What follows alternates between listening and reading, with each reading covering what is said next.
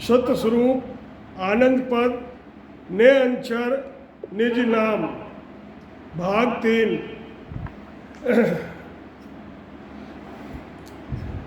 तीसरे भाग में महाराज फरमा रहे हैं कि सरब की सब न्यारा करे रे अन सकल ले आण।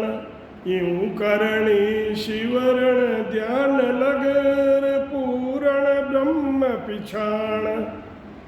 पूरण ब्रह्म पिछाण अन सुख द्या जावे। सुन फिर लागे भूख ब्रह्म होई यूं गर्भ में आवे। सुख राम उपाया भजन लगर सब एक ही कर जान। सरब की सब न्यारा करे अन सकल ले आन।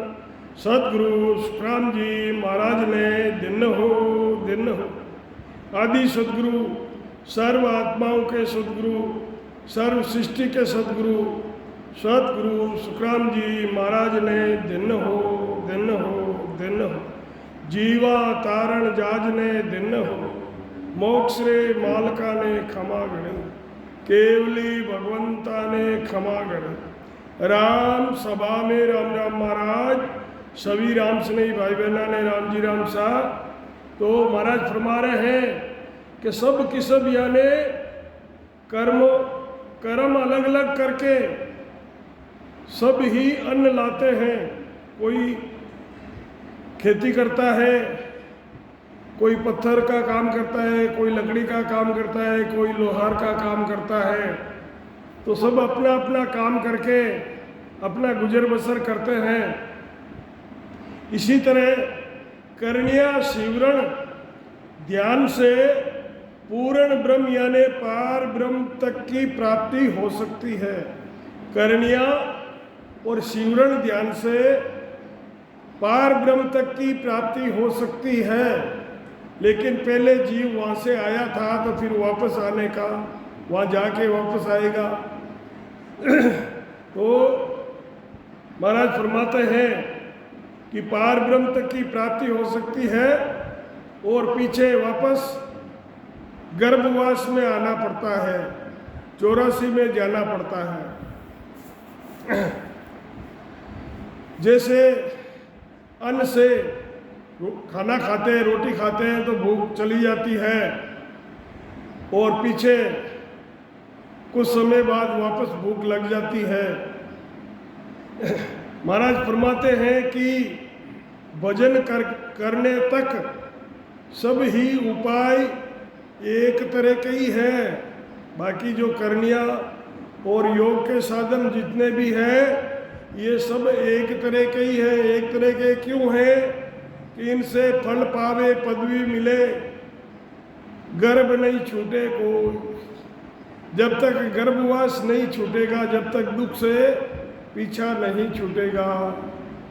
अगर दुख से पीछा छुड़ाना है तो जन्म मरण से पीछा छुड़ाना पड़ेगा। तो महाराज फरमाते हैं परमहंस नर होय कर शिवरे सिरजनहार। सो ग्रस्ती सो बार रे संता करो विचार। परमहंस नर होय कर शिवरे सिरजनहार। सो ग्रस्ती सो बार रे संता करो विचार। संता करो विचार कर्म तो करता माई। निराकार निर्वाण सरब ओपत जा जाई। सुख राम सबे पैदा किया रवो पको गरबार। परमहंस नर होय कर शिवरे सिरजनहार। एक तो हंस होता है, एक परमहंस होता है जो सत शब्द की साधना करने वाला साधक है उसको परमहंस बताया है। क्यों बताया है कि हंसा उजला होता है और उसका आहार भी उज्जवल होता है, मोती चुगता है, दूसरा कोई गंदा आहार वो करता नहीं है। उजला तो बुगला भी होता है लेकिन उसका खान पान गंदा होता है, इसलिए हंस था और उसने सत्संग की साधना की तो उसे परम हंस कहते हैं। तो महाराज फरमाते हैं कि परम हंस मनुष्य होकर यदि सृजनहार यानी सृष्टिकर्ता यानी होणकाल ब्रह्म का शिवरण करता है, जो शिवरण वाणी मन विचार और स्वसा के आधार से होता है, वो सृजनहार का सिमरण है, वे गृहस्थी है। सृजनहार ये गृहस्थी के समान है। एक बार नहीं, ये 100 बार गृहस्थी है, क्योंकि पूरा संसार इसका ही परिवार है। संतों इसका विचार करो। क्या विचार करना है कि जो जीव आते हैं वो यहीं से आते हैं, यहीं से आते हैं, तो फिर इन्हीं का ये परिवार है। तो महाराज फरमाते हैं संतों इस बात का विचार करो। इनकी भक्ति करने से पहले जीव वहाँ से आया था, अब इनकी भक्ति करके वापस वहाँ जाएगा तो फिर वहाँ से उलटकर वापस गर्भवास में आएगा, और गर्भवास में आएगा तो 84 में भी जाएगा। कर्मों के बंधन लगेंगे, स्वर्ग नरक की प्राप्ति होगी। तो करणीय कर्म तो सब कर्ता पद में है, जो कर्ता पद है उसमें करणीय और कर्म है। निराकार निर्वाण सर्व ओपत जे हो, यानी वाणी से, वाणी के द्वारा बोलकर, जैसे अभी मैं बोल रहा हूँ, वाणी से निरंजन निराकार वे निर्वाण पद की महिमा करते हैं। वाणी से महिमा करने वालों को उस पद की प्राप्ति नहीं होती है। वाणी से जो महिमा करता है, महिमा करने से उस पद की प्राप्ति नहीं होती है, उसके लिए साधन करना पड़ता है। इसलिए उत्पत्ति में वापस आ जाते, गर्भवास में आते हैं। महाराज फरमाते हैं कि जिसने पैदा किया वो पक्का गर्भारी है। जो जीव जहाँ से गर्भवास में आया है, उन्होंने इस जीव को पैदा किया है, वहाँ चेतन ब्रह्म के साथ अंशा शक्ति है, तो वहाँ से जीव आता है। सब मनुष्य के अंदर केवल वो ही है, तो वो पक्के गर्भारी हैं, क्योंकि सारा परिवार, संसार ही उसका परिवार है। सब माया सो लागर यार साध सिद्ध अवतार, अलख निरंजन आप होर वालग माया आधार। अलख निरंजन आप हो, वहाँ लग मायाधार, वहाँ तक माया धारण कर रखी है। वहाँ लग मायाधार अटल एक पुरुष कहावे, वह माया है असल चाल वासु हंस आवे। चाल वासु हंस गर्भवास में आता है। सुख राम हद बेहद लग बेहे माया की धार, हद बेहद लग बहे माया की धार। सब माया सु लागर यार साध सिद्ध अवतार। सभी माया से लगे हुए हैं, चाहे साध है, सिद्ध है या अवतार है, सब माया के लिए भागदौड़ कर रहे हैं। तो महाराज फरमाते हैं आत्म चेतन से जितनी भी साधन और वाणी, इंद्रियां, मन और श्वासा के आधार पर होते हैं वो सब माया का पद में है। आत्म चेतन का आधार अलख निरंजन यानी पार ब्रह्म का पद है। वहाँ से भी जीव वापस आता है। कहाँ आता है? गर्भवास में, वापस जन्म मरण में आता है। अटल एक यानी सत्य माया के साथ जो पार ब्रह्म का पद है। एक तो माया है, ये माया दुख देने वाली है, और दूसरी माया सत्य माया है। उस सत्य माया के साथ पार ब्रह्म का पद है, वो अटल पुरुष है। उस पद से ही सत्य शब्द आकर, उस पद से ही सत्य शब्द आकर आत्म चेतन के आधार पर हमारे कंठों में प्रकट होता है। कैसे प्रकट होता है? प्रथम तो हम सद्गुरु करते हैं, सद्गुरु करके सद्गुरु की आज्ञा को सिरोधार्य करते हैं, गुरु धर्म अपनाते हैं, और जो विधि सद्गुरु साधन करने की बताते हैं कि आती जाती श्वास में सुरत निरत लगाकर भजन करते हैं, तब प्रेम प्रकट होता है। और जब प्रेम प्रकट हो जाता है तब ब्रह्म विराट से सत शब्द आकर कंठों के अंदर प्रकट होता है। तो महाराज फरमाते हैं कि आत्म चेतन के आधार पर ये सत शब्द प्रकट होता है। महाराज फरमाते हैं कि हद यानी हद किसको बोलते हैं? तीन लोक तक हद है। उसके आगे क्या है? बेहद ब्रह्म तक माया का पद है। उसके आगे हद के आगे बेहद है, वहाँ माया का पद है। ब्रह्म तक, जहाँ तक ब्रह्म है वहाँ तक माया का पद है। सब साध सिद्ध और अवतार माया के पद तक की भक्ति करते हैं, उससे आगे की ये भक्ति नहीं करते हैं। सत स्वरूप तो ब्रह्म नहीं सायब नहीं जीव। अब यहाँ बहुत ध्यान से सुनने की बात है। जो सत स्वरूप है, जिसे हम सत स्वरूप राम जी कहते हैं, जिसकी सत स्वरूप की साधना करते हैं, तो यह महाराज फरमाते हैं कि सत स्वरूप तो ब्रह्म नहीं सायब नहीं जीव। फिर क्या है?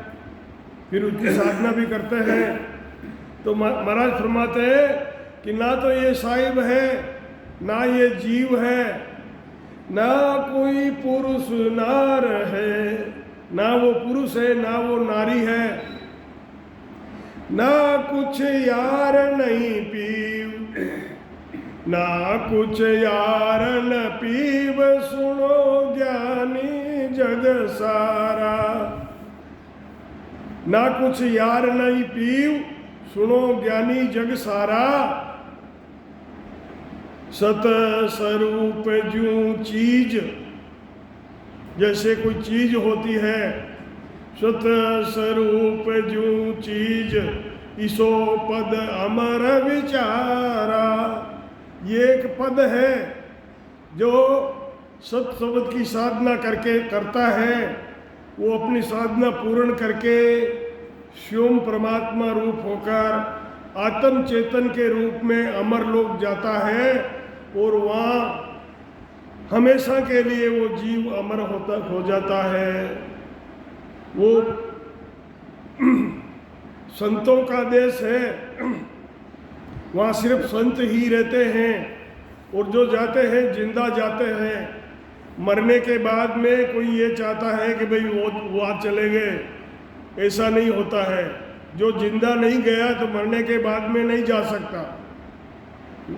अमरलोक आनंद लोक में जितने भी संत हैं वो पहले जिंदा जाते हैं, तब वो शरीर छोड़कर हंसा विमान में बैठकर आनंद पद की प्राप्ति करता है। सत स्वरूप जो चीज इसो पद अमर विचारा, ऐसा पद है जहाँ अमर है। सुख राम कहे आनंद है, नहीं दीनो नहीं गीव, वहाँ आनंद ही आनंद है, ना तो वहाँ दीना है ना वहाँ गी है। नहीं दीनो नहीं गीव, सतस्वरूप तो ब्रह्म नहीं रे, नहीं सायब नहीं जीव। ये शब्द जो है ये जीव को, हंसे को अपने जैसा बनाता है। ऐसी नकल कोई दूसरी नहीं है। पारस के लो लगाते हैं तो वो लोहा सोना बन जाता है, परंतु उस लोहे के लोहा लगा, उस सोने के लोहा लगाया जाए तो वो सोना नहीं बनता है। सोना किसके साथ लगाने से लोहा, लोहा किसके साथ लगाने से सोना बनता है? पारस के साथ लोहा लगाते हैं तब वो सोना बनता है। और उस सोने के साथ में अगर लोह लगाते हैं तो वो सोना नहीं बनता है। यानी पारस लोहे को अपना जैसा नहीं बनाता है, पत्थर पारस जैसा नहीं बनाता है। ऐसे ही ये बावरा होता है। महाराज ने कहा है कि इसकी एक नकल है। बावरा उड़ के कहीं जाता है तो कीट होता है, कीड़ी लट होती है, तो एक तो डर के चिपक जाती है जमीन से, उसके ऊपर से भंवरा निकल जाता है।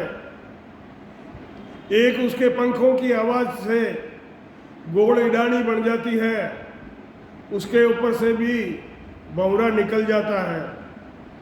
और एक लट ऐसी होती है जो भंवरे की तरफ देखती है, उस लट को भंवरा उठाकर अपने मिट्टी के घर के अंदर डालता है और उसके ऊपर चक्कर लगाता है, भौं भौं करता है।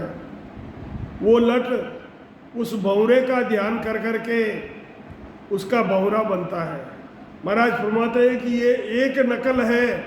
सतगुरु होते हैं वो सतगुरु बनाते हैं। तो महाराज फरमाते हैं कि सतस्वरूप का पद तो ब्रह्म है, न तो ब्रह्म है ना साहिब है, और ना ही वो जीव है, ना वो पुरुष है ना ही स्त्री है, ना दोस्त है ना किसी का पति है। यानी संसारी सब सुनो, सतस्वरूप का पद तो सत्य और अमर है। ये सत्य का पद है और अमर पद है, वहाँ जाने वाला अमर हो जाता है। महाराज फरमाते हैं कि उस पद में तो आनंद ही आनंद है, न तो दीना है और ना ही घी है। जैसे कोई महादेव की तपस्या करता है तो वो कैलाश में जाता है, और विष्णु भगवान की जो भक्ति करता है वो क्षीर सागर में जाता है। ब्रह्मा जी की भक्ति करते हैं तो वो ब्रह्मलोक में जाते हैं।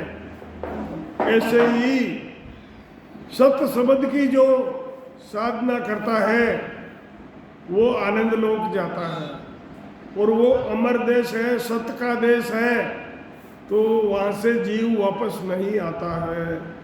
हमेशा हमेशा के लिए दुखों से जीव का छुटकारा हो जाता है।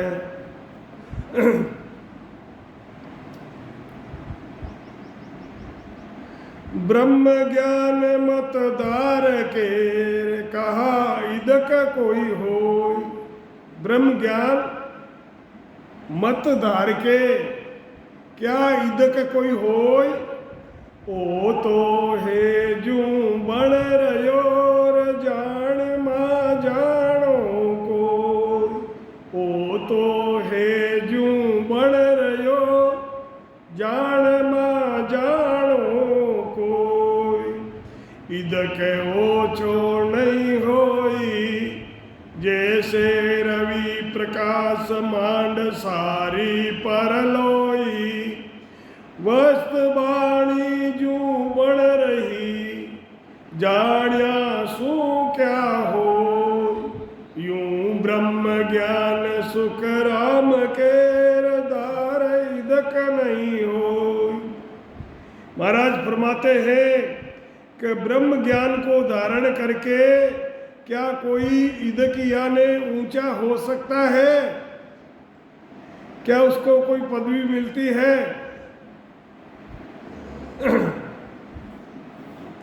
ये ब्रह्म तो है। ब्रह्म ज्ञान को धारण करके क्या कोई इदक यानी ऊंचा हो सकता है? ये ब्रह्म तो है ही, चाहे इसको जानो या मत जानो। जानते हो तो भी वो ब्रह्म है, और आप नहीं जानते हो तो भी वो ब्रह्म है। ये जानने से कम ज़्यादा नहीं होता है, या इसको हमने जान लिया तो वो कम हो जाएगा या वह ज़्यादा हो जाएगा, ऐसा नहीं है। जैसे सूर्य का प्रकाश सारे संसार में एक सरिसा रहता है, वस्तु तो जो जैसे बन रही है वैसे ही बन रही है। उसको जानने से क्या होता है? महाराज फरमाते हैं कि इस तरह कोई ब्रह्म ज्ञान धारण करके बड़ा नहीं बन सकता। गोकर्णी की बात ताय लेने दे दारी, गोकर्णी की बात ताय उसके लिए लेने को दे दारी, शुभ अशुभ सो खोल छाट के वो बिचारी, गोकर्णी की बात ताय लेने दे दारी, सुबह शुभ सो खोल छाट के वो बिचारी, छाट के कहो विचारी, ताय लेने ओ आयो, ओ तो आपो आप काये वो जीव कहवायो।